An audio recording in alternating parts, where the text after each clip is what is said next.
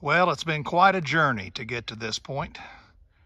And to the point that we are at is we have white landscape fabric.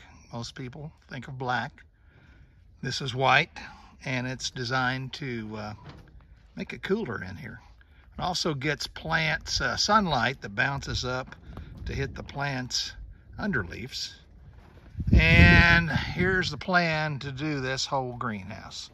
Most of this will be probably 80% grafted plants. So if you look on these rows here, the row where my foot's at, that is going to be one row of red deuces or BHNs, 2 feet apart, which will be this row right here. Will be the same, different variety. Red mountain grafted, which is a determinate, as is the red deuce.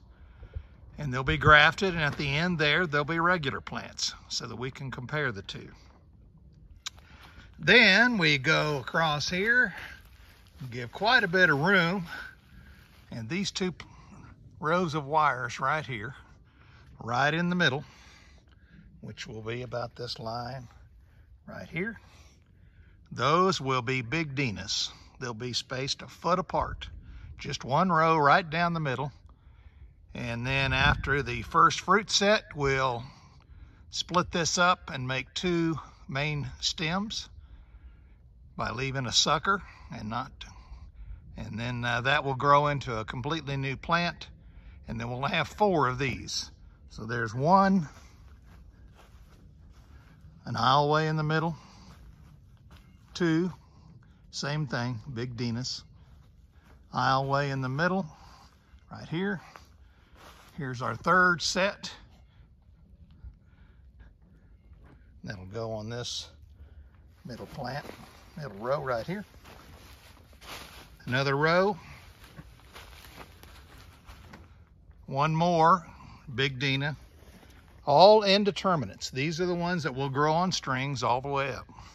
Difference between a determinate and an indeterminate is that indeterminates will only grow so high and then they will quit. And they will produce a lot of fruit, probably mid to late season. So here's our other side of the tunnel. These will BHN. This right here will be a line, and right here will be another line of tomatoes. These will BHNs and Red Mountain determinates, both determinates. BHN is a greenhouse tomato.